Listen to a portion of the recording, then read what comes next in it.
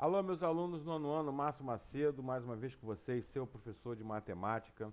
Hoje nós vamos dar continuidade ao assunto de relações binárias e funções, entrando na primordial função, a função mais básica, aquela que primeiro nós temos que aprender, que é chamado função afim, que é toda função que será apresentada da forma ax mais b, conforme vocês podem verificar aqui, nesse caso aqui, ó. F de x igual a ax mais b. Toda função que se apresentar com uma variável de grau 1, tá? Que pode ter ou não o termo independente, esse cara será chamado de função afim. A função afim nada mais é uma função que um cara que depende de outro, mas o grau da variável é 1. Então, x é a variável, a é o coeficiente da variável, b é o termo independente, tá? Então, f de x é igual a ax mais b. Toda função que se apresentar dessa maneira, ela é classificada como função afim ou função polinomial do primeiro grau, tá? A representação gráfica de uma função afim sempre será uma reta. Essa reta poderá ser crescente, se ela estiver neste sentido, ou poderá ser decrescente, se ela estiver neste sentido. Quem vai definir isso são os pontos que nós vamos montar na nossa equação que aqui está. Então, como é que eu faço isso? Eu atribuo valores para x e vejo qual é a resposta em y. E aí eu monto o meu par cartesiano. Quando eu vou montar esse cara no meu gráfico do plano cartesiano, ao unir esses caras vão obter uma reta, que será para cima ou para baixo. Quem vai definir isso nada mais é do que o valor desse A aqui, ó. Esse A, esse coeficiente que aqui está, que é quem acompanha o x. No nosso caso aqui, ó, esse A aqui, o valor que acompanha é o número 1. Se é o número 1, é um valor maior que zero. Então, o A, neste caso, ele pode ser maior que zero, tá? Mas também pode ser menor que zero, ou seja, pode ser negativo. Se ele for positivo, essa será a minha reta, que pode ou não passar pelo ponto principal zero aqui. Se ela for nesse sentido, esse é definido pelo meu A menor que zero e aqui o A maior que zero. Então, o valor do A maior que zero, função crescente. Valor do A menor que zero, função decrescente. Não esquecer de que o gráfico de uma função afim sempre será uma reta. Não se esqueçam disso, tá ok? Eu posso ter o B igual a zero, mas nunca o A igual a zero. Bom, uma função será chamada de linear se ela for do primeiro grau, ou seja, do tipo ax mais b. Porém, se o b for igual a zero, ou seja, não existir o termo independente, esse cara, além de ser chamado de função do primeiro grau, recebe o nome específico de função linear, porque esse cara será caracterizado por passar pelo eixo da origem, pela origem do sistema cartesiano, tá? Então, ele sempre vai passar pela origem se o b for igual a zero, tá? Então, ó, lá está lá, meu ax mais b. Se não existir o b, ele passa pela origem. O b vai justamente definir a altura que esse cara vai cortar o eixo y. Fiquem atentos a essa dica, tá? O B define em que ponto eu corto o eixo Y, vocês vão ver mais à frente. O A, se a reta é para cima ou se a reta é para baixo. Função identidade. A função é chamada identidade quando f de x igual a x. Portanto, a função identidade é um caso particular da função afim, onde A vale 1 e B vale 0. Se A vale 1 e B vale 0, então esse cara é chamado de função identidade. Função constante. A função constante é aquela em que o k, f de x igual a k. Tá? Ou seja, ela vai ser um gráfico assim, ó, nesse sentido, reto.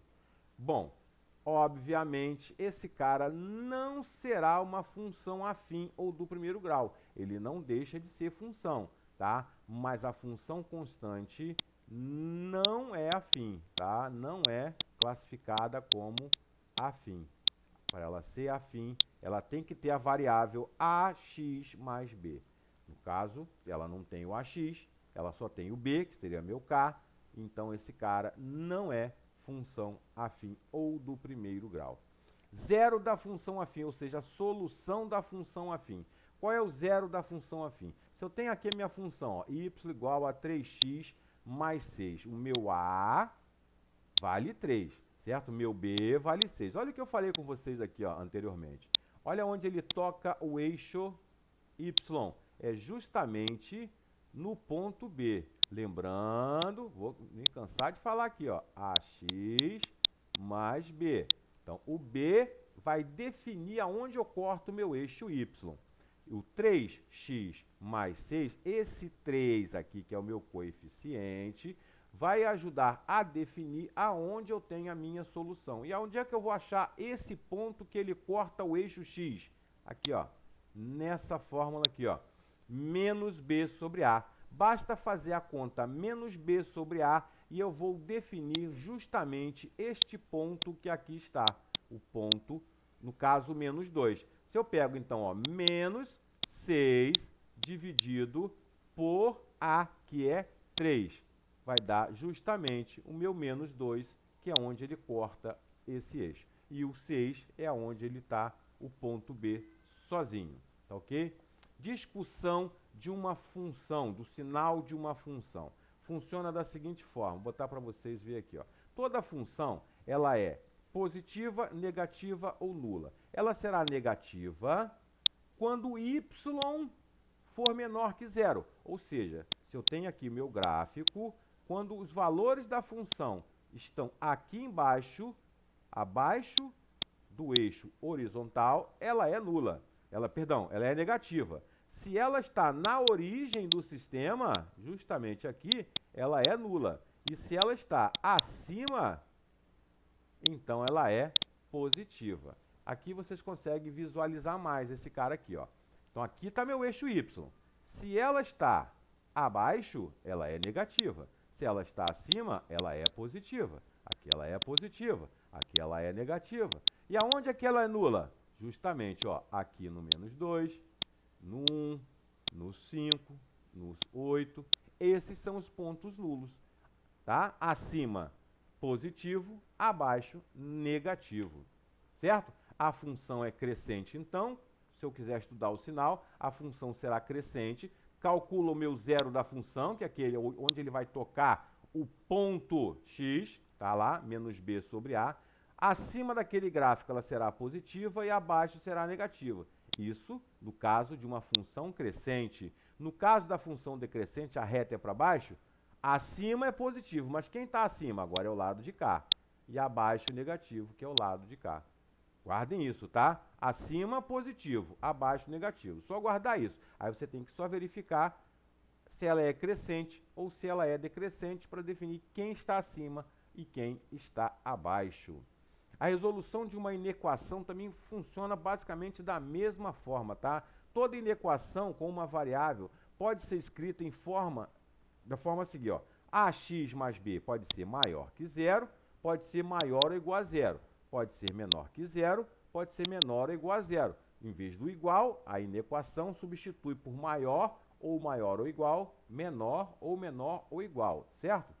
E aí, quando eu vou resolver, resolvo da mesma forma. Eu tenho lá 7x menos 14 igual a 21, maior que 21. Então, esse cara vai ficar aqui, ó, 7x resolvendo menos 35 maior que zero. Então, essa é uma inequação do primeiro grau. Como que eu resolvo? Da mesma forma que se eu tivesse a questão do igual. Eu quero os valores maior que zero. Mas quais são os valores que satisfazem esse cara? Então, vai ficar, ó, 7x tem que ser maior que 35. Então, x tem que ser maior que 35 dividido por 7, que vai dar 5. Então, eu quero os valores x maior que 5. Então, 5 é o zero da função.